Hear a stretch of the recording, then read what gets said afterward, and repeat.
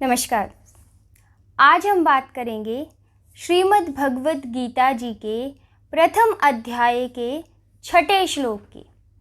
तो छठा श्लोक क्या कहता है कि जब दुर्योधन द्रोणाचार्य के पास जाकर उन्हें पांडवों की सेना के महारथियों के बारे में बता रहा है, उसी क्रम में ये छठा श्लोक है। छठा श्लोक कहता है कि युधामन्युश्च विक्रांत उत्तमौजाश्च वीर्यवान सौभद्रे द्रौपदेयश्च सर्व एव महारथा।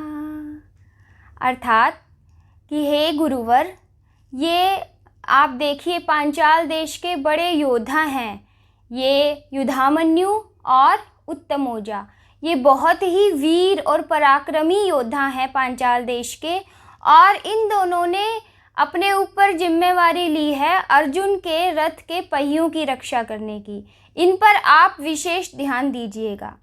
इसके अलावा सौभद्रो कौन है? अभिमन्यु, सुभद्रा और अर्जुन का पुत्र अभिमन्यु, तथा द्रौपदी के भी जो 5 पुत्र हैं, जिनके नाम हैं प्रतिविंध, सुतसोम, श्रुतकर्मा, शतानीक और श्रुतसेन, ये 5 भी बहुत बड़े वीर और पराक्रमी हैं।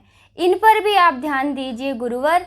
इस तरह से वो बता रहा है कि पांचाल देश के महान योद्धा और अभिमन्यु और द्रौपदी के बाकी 5 पुत्र, ये हर तरह से महारथी हैं, पराक्रमी हैं, और इन पर ध्यान दीजिए, ये पांडवों की सेना में हैं। तो इस तरह से छठे श्लोक में दुर्योधन द्रोणाचार्य को जो उसने वर्णन किया था पांडवों की सेना के महान पराक्रमियों का, उसी क्रम में ये छठा श्लोक है। इस तरह से इस श्लोक में दुर्योधन ने द्रोणाचार्य को युधामन्यु, उत्तमौजा जो कि पांचाल देश के बड़े पराक्रमी योद्धा थे, उनके बारे में बताया, और पांडवों के पुत्रों के बारे में बताया जो समस्त पुत्र थे, जिसमें सबसे पहले उसने सौभद्रे का नाम लिया, अभिमन्यु जो सुभद्रा और अर्जुन का पुत्र था, और उसके बाद उसने द्रौपदी के 5 पुत्रों का नाम लिया और बताया कि इस तरह से ये कितने बड़े वीर हैं, इन पर आप ध्यान दीजिए। द्रोणाचार्य ये पांडवों की सेना में बड़े महारथी हैं। इस तरह ये छठे श्लोक का अर्थ है। आगे मैं आपको बताऊंगी 7वें श्लोक का अर्थ। नमस्कार।